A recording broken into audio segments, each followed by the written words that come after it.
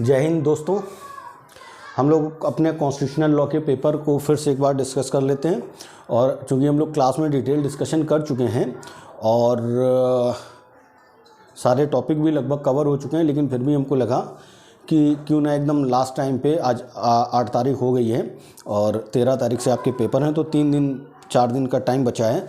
एक समराइज़ कर लेते हैं, तो ये इंपॉर्टेंट क्वेश्चन आपको एक बार रिवीजन में मदद कर देंगे, इसलिए हमने ये क्वेश्चन लिखे हुए हैं।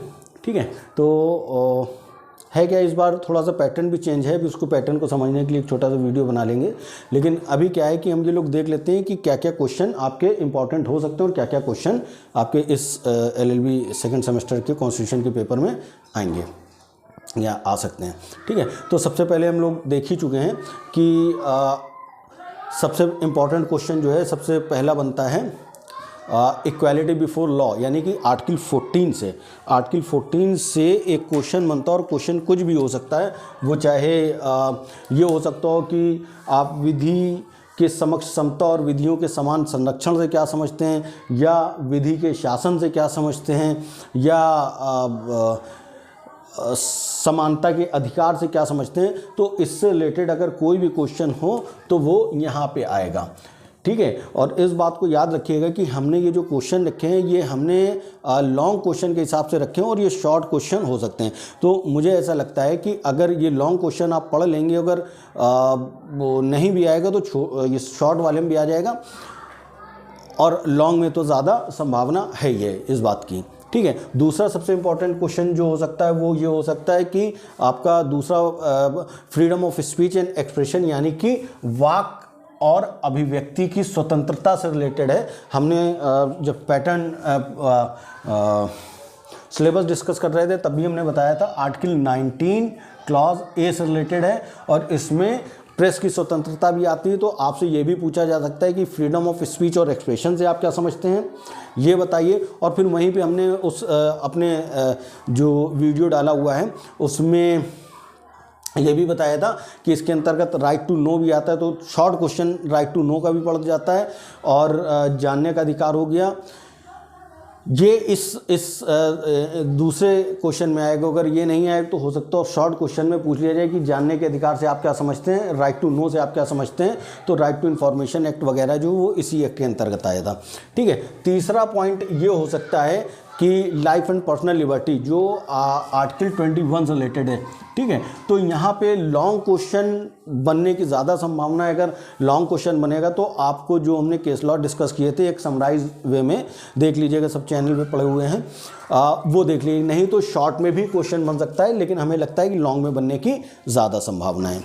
ठीक है, अच्छा, एक क्वेश्चन ये देखिए, हमने पहले 3 क्वेश्चन जो हैं आपके इसी यूट्यूब चैनल पे डाल रखे हैं, तो आप उसको पढ़ लेंगे तो समझ आ जाएगा। दूसरी चीज़ ये है कि एक क्वेश्चन ये भी बन सकता है कि what do you understand by fundamental right, और आप फंडामेंटल राइट से क्या समझते हैं।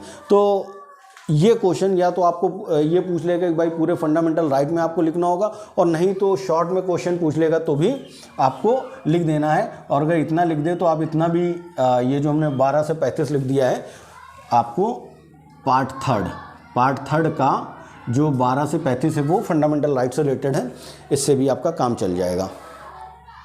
फिर एक क्वेश्चन ये भी हो सकता है, what do you understand by DPSP, मतलब directive principle of state policy, और रिलेशन विद FR मतलब फंडामेंटल राइट। तो डायरेक्टिव प्रिंसिपल और FR का क्या रिलेशन है ये बताइए। तो हमने इसके लिए भी एक वीडियो डाल रखा है, वो जब आप आर्टिकल 368 वाला वीडियो देखेंगे कॉन्स्टिट्यूशनल अमेंडमेंट वाला, तो हमने उस क्वेश्चन में ये सारी चीज़ें डिस्कस कर रखी हैं। तो अगर आप देखेंगे तो ये पहले 5 क्वेश्चन जो हैं, पहले फर्स्ट 5 क्वेश्चन जो हैं आपको मेरे उसी यूट्यूब चैनल से मिल जाएंगे। और इसमें जो 368 वाला था, हमने आपको उसमें कई बार मेंशन किया है कि भाई इसमें फंडामेंटल राइट और डायरेक्टिव प्रिंसिपल के संबंध के बारे में बात है, और बाकी जुडिशियल रिव्यू से रिलेटेड बात है। ठीक है ना, जुडिशियल रिव्यू भी हमने बताया था 368 में पढ़ेंगे तो आप 1 घंटे का लेक्चर था, लेकिन उससे 3-4 क्वेश्चन आपके कवर हो रहे थे। फिर अगला एक लॉन्ग क्वेश्चन जो बनता है हमको लगता है वो ये है कि अपॉइंटमेंट ऑफ जजेस ऑफ सुप्रीम कोर्ट। तो उच्चतम न्यायालय के न्यायाधीशों की नियुक्ति से रिलेटेड प्रोविज़न जो है 124 के क्लॉज 2 में दिया हुआ है। सुप्रीम कोर्ट के जजेस के अपॉइंटमेंट जो होते हैं वो अनुच्छेद 124 के क्लॉज 2 के अंतर्गत होते हैं। ये क्वेश्चन अगर बनेगा तो ये भी लॉन्ग क्वेश्चन बनेगा, ठीक है। फिर उसके बाद में एक क्वेश्चन और बन सकता है कि जजेस को हटाए जाने का क्या तरीका है। जो सुप्रीम कोर्ट और हाई कोर्ट के जजेस होते हैं उनको हटाए जाने का क्या तरीका है। तो ये भी क्वेश्चन हमको लगता है लॉन्ग में आ जाएगा, और नहीं होगा तो शॉर्ट में भी आ सकता है, लेकिन इंपॉर्टेंट बहुत है। इसके लिए 124 124 के क्लॉज 4 में प्रोविज़न बताए गए हैं, ठीक है। एक जुडिशियल रिव्यू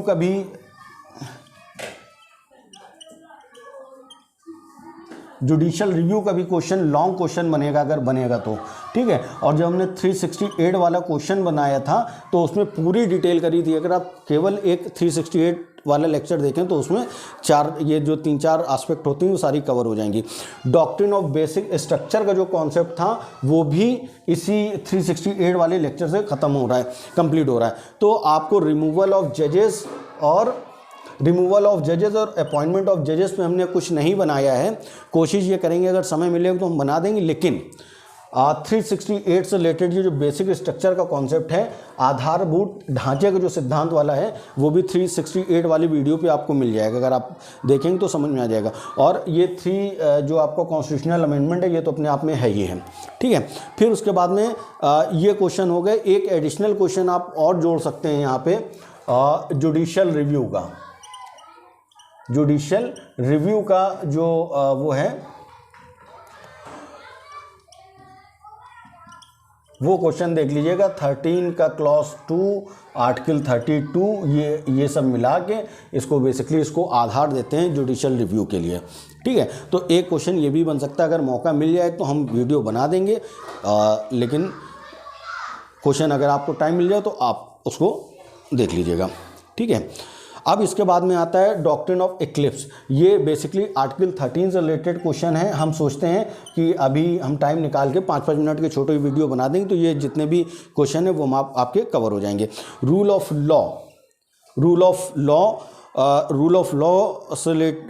ऑफ लॉ हमने आर्टिकल 14 वाले क्वेश्चन उसमें खूब अच्छे से डिस्कस किया है।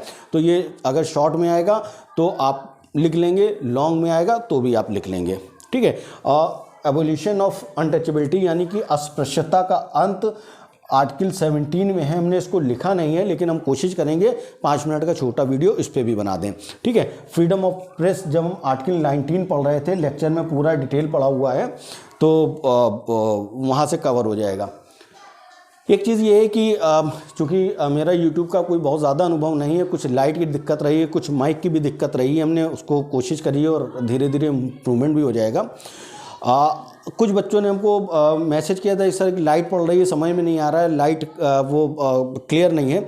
तो मेरा उनसे यही कहना है कि भाई आप अभी एग्ज़ाम के पॉइंट से केवल वीडियो को अगर सुन भी लेंगे तो भी आपका कॉन्सेप्ट क्लियर हो जाएगा। और हमने जैसे 368 वाले पे डिस्क्रिप्शन में पूरी चीज़ें लिख दी थी, तो आप जो बोर्ड पे जो भी आंसर का पैटर्न है वो आप डिस्क्रिप्शन पे देख लेंगे तो समझ में आ जाएगा, ठीक है। अब देखिए इसके बाद में क्या है, राइट टू एजुकेशन। ये भी आर्टिकल 21 के अंतर्गत पहले था और अब 21A में शिक्षा का अधिकार दे दिया गया है। तो ये छोटे क्वेश्चन में पूछा जा सकता है, हम इस पे भी एक वीडियो बनाने की कोशिश करेंगे। फिर उसके बाद में आता है DPSP यानी कि राज्य के नीति निर्देशक तत्व। यह आपका आर्टिकल 36 से लेके 51 तक में है। हमने इस पे बनाया नहीं है क्योंकि बड़े वीडियो का मतलब हमको ये लग रहा था कि आप लोगों का टाइम लगेगा। कोई भी जिसमें जितने भी टॉपिक हैं इसमें कोई भी ऐसा टॉपिक नहीं जिस पे 2-4 घंटे आराम से ना बोला जा सके, लेकिन आपके पेपर में इतनी डिटेल की ज़रूरत नहीं है, इसलिए बाकी हम जो टॉपिक हैं मेंस के पॉइंट से भी इम्पॉर्टेंट होते हैं वो बाद में डिस्कस कर लेंगे, अभी पहले ये देख लेंगे। तो हम कोशिश करेंगे राज्य के नीति निर्देशक तत्वों पे भी ये क्वेश्चन बना दिया जाए। फिर एक क्वेश्चन ये भी आपका बन सकता है, common civil code. Common civil code article 44 में बताया गया है, ठीक है। कोशिश ये करेंगे इसको भी कर लें। समान सिविल संहिता पे भी एक क्वेश्चन बना दिया है। फिर उसके बाद में आएगा आर्टिकल 51A, यानी कि आपका मूल कर्तव्य या फंडामेंटल ड्यूटीज़। कोशिश इस पे भी होगी कि हम समय निकाल के इस पे भी वीडियो बना दें और एग्ज़ाम से कम 3 दिन पहले आज काफ़ी हम कोशिश करेंगे और लगभग पेपर कवर कराने की कोशिश करेंगे। फिर ओरिजिनल जुडिक्शन 131 से रिलेटेड इसका क्वेश्चन भी पूछा जा सकता है। अनुच्छेद 131 ओरिजिनल जुडिक्शन का मतलब ये है कि सुप्रीम कोर्ट किन मामलों में डायरेक्ट मामले की सुनवाई कर सकता है। जनरली सुप्रीम कोर्ट में मामले अपील से जाते हैं, सीधे नहीं जाते, लेकिन कुछ परिस्थितियां हैं ऐसी जहां पे सुप्रीम कोर्ट को ओरिजिनल जुडिक्शन मिला हुआ है। अब फिर दूसरा क्वेश्चन हो जाता है अपीलेट जुडिक्शन का, तो ये बेसिकली 132, 133 और 134 में इससे रिलेटेड प्रोविज़न है। कॉन्स्टिट्यूशनल मैटर, सिविल मैटर और क्रिमिनल मैटर, इनमें सुप्रीम कोर्ट में अपील होती है, इसी को अपीलेट जुडिक्शन भी कहते हैं। फिर एक राइट टू डाई, ये अनुच्छेद 21 के अंतर्गत ही एक कॉन्सेप्ट है, जिसके अंतर्गत सवाल ये होता है क्या जीने के अधिकार में मरने का अधिकार शामिल है। और इस पे 2-3 केस थे। एक अभी लेटेस्ट केस था अरुणा शानबाग के नाम से, जिसमें पैसिव इन्थूसिया, जिसको कहते हैं इच्छा मृत्यु, ठीक है ना। तो मरने का अधिकार मतलब इच्छा मृत्यु, ठीक है, इच्छा मृत्यु की बात है। तो क्या आदमी जो जीने का अधिकार 21 के अंतर्गत है, क्या उसमें मरने का अधिकार भी शामिल है? तो इससे रिलेटेड ये बात है। और इसमें श्रीपति मारुति दूबल का केस आता है। श्रीपति मारुति दूबल, चलिए लिख देंगे, सुन लीजिए। श्रीपति मारुति दूबल का केस है और इसके बाद में ज्ञान Kaur versus state of Punjab का है। और फिर इसके बाद में अभी लेटेस्ट में अरुणा शानबाग के नाम से केस है। फिर जुडिशियल एक्टिविज़म, ठीक है। जुडिशियल एक्टिविज़म क्या था? जुडिशियल एक्टिविज़म का मतलब ये था कि जब सुप्रीम कोर्ट कहीं अपने, देखिए है क्या, बेसिकली सुप्रीम कोर्ट का काम है कॉन्स्टिट्यूशन का इंटरप्रिटेशन करना, फंडामेंटल राइट का प्रोटेक्शन करना, और पॉलिसी बनाना एग्जीक्यूटिव का काम है। और बहुत बार ऐसा हुआ कि सुप्रीम कोर्ट अपने क्षेत्र से थोड़ा सा आगे निकल के कहीं ना कहीं पॉलिसी पे काम करने लगा या डायरेक्शन देने लगा, तो उसको जुडिशियल एक्टिविज़म कहा गया। कोशिश हम ये करेंगे कि इस पे भी एक केस लॉ आपका बना दें, ठीक है। एक आर्टिकल 32 के अंतर्गत ये दोनों चीज़ें जो हैं 32 से रिलेटेड हैं।